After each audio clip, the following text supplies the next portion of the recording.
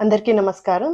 Welcome to the channel. ఈరోజు హార్మోన్స్‌ని balance చేయడానికి నాకు ఏ ఆహార పదార్థాలు హెల్ప్ అయ్యాయో నేను షేర్ చేసుకుందాం అనుకుంటున్నాను. సో, నాకు 14 ఇయర్స్ బ్యాక్ థైరాయిడ్ డయాగ్నోస్ అయినప్పుడు మా డాక్టర్ గారు చెప్పారు, "నీకు ఒక 3 మంత్స్ టైమ్ ఇస్తాను.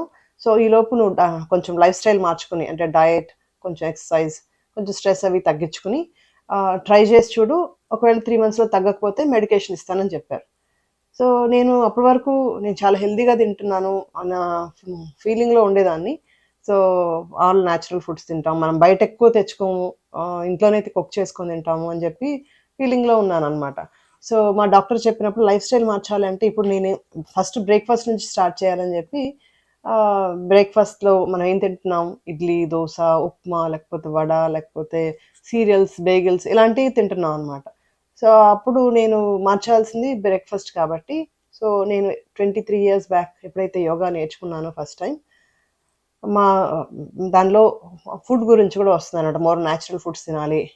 యోగా అండ్ నేచురోపతి ఈ పద్ధతి ప్రకారం. సో, మా గురువుగారు చెప్పినయన్నీ రిమైండ్ చేసుకొని, రికలెక్ట్ చేసుకొని, సో, ఫస్ట్ ఆహారంలో మార్పు బ్రేక్‌ఫాస్ట్ నుంచి టీ, కాఫీలు ఇలాంటివి మానేసి ఫ్రూట్ జ్యూస్ తీసుకొచ్చామనమాట. సో, బీట్రూట్, క్యారెట్, సెలరీ, ఆకుకూర ఏదో ఒక ఫ్రూట్. సో, 80% వెజిటబుల్స్ ఏసి ఒక 20% ఫ్రూట్ వేసుకొని జ్యూస్ చేసుకొని తాగేవాళ్ళం అనమాట. తర్వాత బ్రేక్‌ఫాస్ట్‌కి సోక్ చేసిన నట్స్ మంచిగా బాగా నానబెట్టిన పీనట్స్ కానీ, వాల్‌నట్స్, ఆల్మండ్స్ ఏ నట్స్ ఉంటే ఆ నట్స్ ఒక హ్యాండ్‌ఫుల్ తినేదాన్ని. తర్వాత మొలకలు.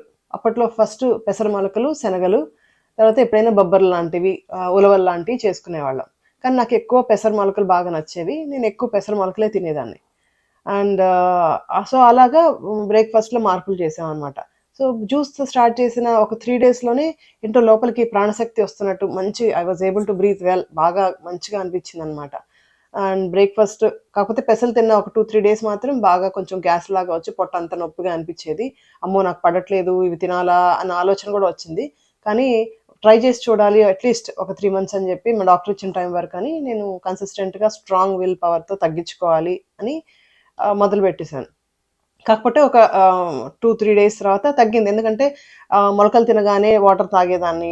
అలవాటు లేదు కాబట్టి. సో, ఫుడ్ తినేటప్పుడు వాటర్ తాగటం మానేసి అండ్ సో, కొంచెం అది చూసుకున్నాను అనమాట. ఎప్పుడు తింటున్నాను, ఎప్పుడు వాటర్ తాగుతున్నాను అనేది అడ్జస్ట్ చేసుకొని చూసుకుంటే గ్యాస్ తగ్గింది. ఏం లేదు. తర్వాత ఆహ్, ఎవ్రీడే తప్పకుండా సేమ్ టైమ్ తినేదాన్ని, జ్యూస్ తాగేదాన్ని. ఒక 1 అవర్ గ్యాప్‌తో జ్యూస్ తాగేదాన్ని. 45 మినిట్స్ టు 1 అవర్ ముందు జ్యూస్ తాగి 1 అవర్ తర్వాత బ్రేక్‌ఫాస్ట్ తినేదాన్ని. తర్వాత అది బాగా అనిపిచ్చింది. దెన్ నిదానంగా లంచ్‌లో అంటే మనం వైట్ రైస్ తినేవాళ్ళం అప్పట్లో. సో, వైట్ రైస్‌ని తీసేసి brown rice. So, brown rice కూడా అప్పట్లో మనకు సోనా మసూరి దొరికేవి కాదు. బ్రౌన్ బాస్మతి రైస్ దొరికేవి. కొంచెం లావుగా, పొడుగ్గా అట్లా అలా ఉండేవన్నమాట. అండ్ వేరే రైసెస్ కూడా ఏం దొరికేవి కాదు.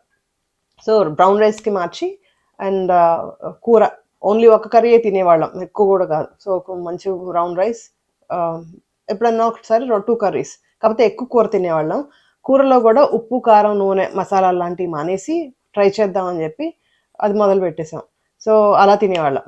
అండ్ ఈవినింగ్ డిన్నర్‌లోకొచ్చేపాటికి సాలడ్స్ లాగా ఎక్కువ ఫ్రూట్స్ లేకపోతే క్యూకమర్, కీరా దోసకాయ లాంటివి, సెలరీ తర్వాత మాకు అవైలబుల్‌గా ఉన్న ఫ్రూట్స్ తీసుకొని, తర్వాత అప్పుడప్పుడు ఆకులు ఇలాంటివి గూడా అన్నీ ఏదో ఒక సాలడ్ లాగా తినేవాళ్ళం అనమాట. సో, అలాగా 3 మంత్స్ ట్రై చేస్తే థర్డ్ మంత్ కల్లా అంటే నాకు 40 డేస్ వితిన్ 1 మంతే మనకు డిఫరెన్స్ తెలిసిపోతుంది. 40 డేస్‌లో ఇంకా బాగా తెలిసింది. 3 మంత్స్ తర్వాత టెస్ట్‌కెళ్తే డాక్టర్ దగ్గరికి నార్మల్ వచ్చింది. మెడిసిన్ అక్కర్లేదు నార్మల్ అయిపోయింది అని మా డాక్టర్ అడిగారు. "ఏం చేశావు?" అని. అప్పుడు నేను మొత్తం నా స్టోరీ చెప్పాను. తర్వాత అప్పటి నుంచి ఇప్పటి వరకు ఏమీ మార్పు రాలేదు. అంతా నార్మల్‌గా ఉందనమాట. ఎక్కడ ఏ హార్మోన్‌లో మార్పు రాలేదు. వెయిట్‌లో డిఫరెన్స్ రాలేదు. తర్వాత హ్మ్, సై బ్రీతింగ్స్ అప్పట్లో అలెర్జీస్ ఇలాంటివి ఉండేవి. ఆ అలెర్జీస్ తగ్గిపోయాయి. డైజెస్టివ్ ఇష్యూస్ తగ్గిపోయాయి. మైండ్ కామ్‌గా ప్రశాంతంగా ఉండడం అన్నీ అలవాటయింది. ఇంకా మోర్ అసలు ఎంతూజియాజం పెరిగిందనమాట. సో, ఇంకా ఎందుకిలా జరిగింది? ఎక్స్‌పీరియన్స్ ఏంటి? సో, దేనివల్ల జరిగిందని ఇంకా స్టడీ చేయడం మొదలెట్టాను. సో, అలాగా యోగా వైపు మోర్ ఇంట్రెస్ట్ వచ్చి ఈ పాత్‌లోకి రావడం జరిగిందనమాట. అండ్ తర్వాత మాకు డాక్టర్ గారు చెప్పిందేంటంటే, ఒకటి ఫుడ్ మార్చుకోవాలి. తర్వాత స్ట్రెస్ తగ్గించుకోవాలి. స్ట్రెస్ మనకి అనుకుంటాం మనకు ఏం స్ట్రెస్ తీసుకోవట్లేదు, హాయిగా ప్రశాంతంగా ఉన్నాను, నాకేం ప్రాబ్లమ్ లేదు అని అనుకుంటాం. కానీ చిన్న చిన్న విషయాల్లో మనం పిల్లలు అన్నం తినట్లేదనో, లేకపోతే టైం ఎక్కువ తీసుకుంటున్నారనో, లేకపోతే పిలవగానే పలకలేదనో, ఇట్లాంటి చిన్న చిన్న విషయాల్లో కూడా మనం స్ట్రెస్ తీసుకున్నాం తెలియకుండా. తర్వాత మనల్ని ఎవరైనా ఏమన్నా అంటే ఏదో ఒక మాట అన్నారనుకోండి, మనం కూడా అయ్యో నన్ను ఇలా అన్నారే అని టూ మెనీ టైమ్స్ రిపీటెడ్గా థింక్ చేస్తూ ఉంటాం. దానివల్ల కూడా మనం స్ట్రెస్ తీసుకుంటాం. అండ్ ఆఫీస్లో వర్క్ దగ్గర, బాస్ దగ్గర, లేకపోతే ఏదో ఒక విషయం దగ్గర ఎవరితోనో ఒక దానిలో మనం థింక్ చేస్తాం కొన్నిసార్లు తెలియకుండానే. థింక్ చేయట్లేదు అనుకుంటాం, కానీ సబ్ కాన్షియస్గా ఆలోచిస్తూ ఉంటాం అనమాట. లావున్నా, సన్నగున్నా, తెల్లగున్నా, నల్లగున్నా, ఇట్లాంటి విషయాల్లో కూడా మనం ఆలోచిస్తాం. హార్మోన్స్ ప్రాబ్లమ్స్ ఉన్నా కానీ, లేకపోతే కొలెస్ట్రాల్ ఎక్కువ ఉన్నా, ఏదో ఒక ఆరోగ్య సమస్యల గురించి దేని గురించో ఒక దాని గురించి ఆలోచిస్తా, ఎవరి సమస్య వాళ్ళది. సో తెలియకుండా స్ట్రెస్ తీసుకోవట్లేదని. సో అదొకటి చూసుకున్నాం అనమాట. సో దానికి కూడా కొన్ని యోగిక్ టెక్నిక్స్ యూజ్ చేస్తే, అండ్ పని కూడా కిచెన్లో వర్క్ చేసేటప్పుడు కూడా చాలా వర్క్ ఉందంటే ఆ వర్క్ అంతా నేనే చేయాలి, అంతా కంప్లీట్ చేయాలి, అయిపోయే వరకు మనం వదలం అనమాట. సో అలా కాకుండా ఎంత వర్క్ చేయగలమో అంతే చేయాలి. అండ్ చేయలేనప్పుడు అక్కడ బ్రేక్ ఇచ్చేసి నెక్స్ట్ వర్క్ వెళ్ళిపోవాలి, కొంచెం రిలాక్స్ అవ్వాలి. సో మనం ఎంత పని చేయగలమో, ఎప్పుడు చేయగలమో అంతే మనకి తగ్గట్టుగా చేసుకోవాలి. అంతేగాని అది చేసే వరకు, కంప్లీట్ అయ్యే వరకు చేయాలి అని మనం ఇంటెన్స్గా స్ట్రెస్ తీసుకున్నాం అనుకోండి, అదొక స్ట్రెస్ అయిపోతుంది. దానివల్ల బ్యాక్ పెయిన్ వస్తుంది, నెక్ పెయిన్ వస్తుంది, తలనొప్పి వస్తుంది, డైజెస్టివ్ ప్రాబ్లమ్స్ వస్తాయి, హార్మోన్స్లో కూడా ఇంబ్యాలెన్స్ వస్తుంది. సో అందుకని ఆ స్ట్రెస్ తీసుకోకుండా మనం ఎంత పని చేయగలమో అంతే చేయాలి. ఫోర్స్ అసలు ఉండకూడదు ఎక్కడ. తర్వాత యాక్టివిటీ, ఫిజికల్గా మనం యాక్టివ్గా ఉండాలన్నమాట. సో బాడీని అన్ని డైరెక్షన్స్లో, అంటే స్పైన్ ఆల్ డైరెక్షన్స్లో, ఫ్రంట్, బ్యాక్, సైడ్స్, ట్విస్టింగ్, లెందీగా అట్లా మనం ఫార్వర్డ్, బ్యాక్వర్డ్ అన్ని బెండ్ చేస్తూ, అండ్ అబ్డామినల్ ఆర్గన్స్ని కొంచెం యాక్టివేట్ చేస్తూ ఉంటే రోజు, అండ్ నాడులు కూడా మనం శుద్ధి చేసుకుంటే కొంచెం ప్రాణాయామతో, లిటిల్ చాంటింగ్తో మైండ్ కామ్ చేసేస్తే మనకి ఆటోమేటిక్గా హార్మోన్స్ దాన్ని ఏది ఏం ప్రొడ్యూస్ చేయాలో అవి చేసేస్తుంది. మనం ఫుడ్ ఇస్తాం కరెక్ట్గా, తర్వాత మైండ్ని, బాడీని రిలాక్స్ చేసుకుంటాం, అండ్ స్ట్రెస్ తగ్గించుకుంటున్నాం. అట్ ద సేమ్ టైం మనం దానికి కావాల్సిన యాక్టివిటీ ఇస్తున్నాం కాబట్టి మనం హార్మోన్స్లో బ్యాలెన్స్ వస్తుంది, హాయిగా మంచిగా గాలి పీల్చుకోగలుగుతాం, బాగా నిద్ర పట్టుతుంది చక్కగా. తర్వాత కొలెస్ట్రాల్ సమస్యలు ఉన్నా తగ్గుతాయి. ఎందుకంటే చాలా మందికి ఈ రోజుల్లో లేడీస్ అయినా, జెంట్స్ అయినా 30 years రాగానే 25-30 లెవెల్కే కొలెస్ట్రాల్ ప్రాబ్లమ్స్ వస్తున్నాయి, బ్లడ్ ప్రెషర్స్ వస్తున్నాయి. ఇంతకుముందు 60 years వచ్చేవి, 30 yearsకి ఒక 15 years బ్యాక్ వచ్చేవి. ఇప్పుడు 15 yearsకే పిల్లల్లో హార్మోన్స్లో ప్రాబ్లమ్స్ వస్తున్నాయి, తర్వాత తొందరగా ప్యూబర్టీ వచ్చేస్తుంది, తర్వాత రెస్పిరేటరీ ప్రాబ్లమ్స్, అలర్జీస్ ఉంటున్నాయి. సో అండ్ ప్రోటీన్ డెఫిషియన్సీస్ ఉంటున్నాయి. సో మనం అన్నీ కన్సిడర్ చేసుకుని మనం హెల్దీ డయట్ మార్చుకొని, 90% ఫుడ్లోనే ఉంది. ఫుడ్ మనం మార్చుకోగలిగితే చక్కగా మనం చాలా వరకు మార్చుకోవచ్చు. అండ్ ఎవ్రీడే ఒకసారి ఒక 30 minutes to 45 minutes or at least ఒక గంట అన్న యోగా ప్రాక్టీస్ చేసుకుంటే, మనం సింపుల్ యోగా, కాంప్లికేటెడ్గా ఏం అక్కర్లేదు, హెడ్ స్టాండ్, షోల్డర్ ఇట్లాంటివి కూడా ఏం అక్కర్లేదు. సింపుల్ ప్రాక్టీసెస్, అన్ని జాయింట్స్ అన్ని మూవ్ చేసి, మజిల్స్ అన్నిటి కూడా సర్క్యులేషన్ బాగుండి, న్యూరోమస్కులర్ సిస్టమ్ యాక్టివేట్ చేస్తే మన మైండ్ ప్రశాంతంగా ఉంటుంది, బాడీ కూడా స్ట్రాంగ్గా, హెల్తీగా, హ్యాపీగా ఉంటుంది.